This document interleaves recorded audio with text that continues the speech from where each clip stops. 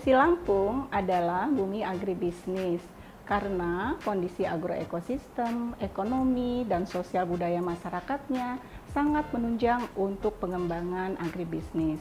Bahkan Provinsi Lampung menjadi daerah mandatori pangan nasional. Sebagai komitmen untuk terus melahirkan SDM yang handal sebagai analis kebijakan, peneliti dan pendidik, serta wirausaha di bidang ketahanan pangan, Politeknik Negeri Lampung telah membuka program Magister Terapan Ketahanan Pangan dan mulai menerima mahasiswa baru pada tahun 2020. Didukung oleh 29 tenaga pendidik yang berkualifikasi doktor di bidang produksi pertanian, agroindustri, ilmu gizi, ilmu pangan, pangan fungsional, dan ICT, serta sosial ekonomi pertanian. Mahasiswa akan difokuskan pada riset kebijakan dan pengembangan pangan dari hulu hingga ke hilir, mulai dari aspek produksi, aspek stok dan distribusi, serta aspek keanekaragaman dan keamanan pangan.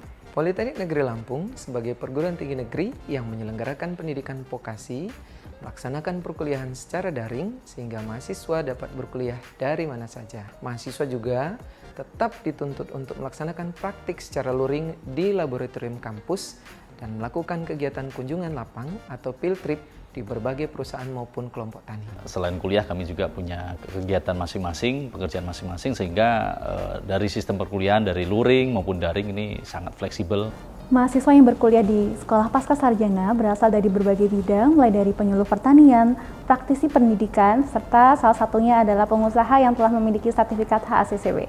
Dengan latar belakang tersebut, maka diskusi perkuliahan yang dibangun akan menjadi lebih interaktif dan banyak memberikan insight untuk saya sendiri. Mahasiswa yang mengambil program studi ini biasanya berasal dari penyuluh pertanian dari berbagai kabupaten dan kota yang ada di Provinsi Lampung.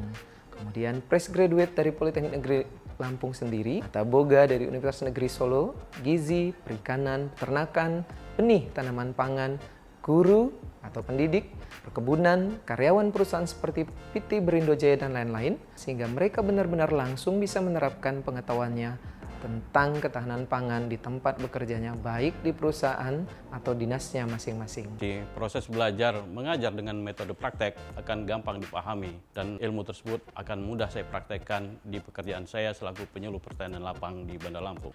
Proses kuliah yang berkesan diantaranya adalah field trip ke beberapa kunjungan perusahaan di mana ilmu tersebut akan saya transfer ke kelompok tani binaan saya di Bandar Lampung. Field trip yang paling berkesan menurut saya pribadi, kami datang ke Sekuntum Herbal. Di Sekuntum Herbal itu ayam yang diproduksi itu menggunakan bahan-bahan herbal untuk menghasilkan telur herbal.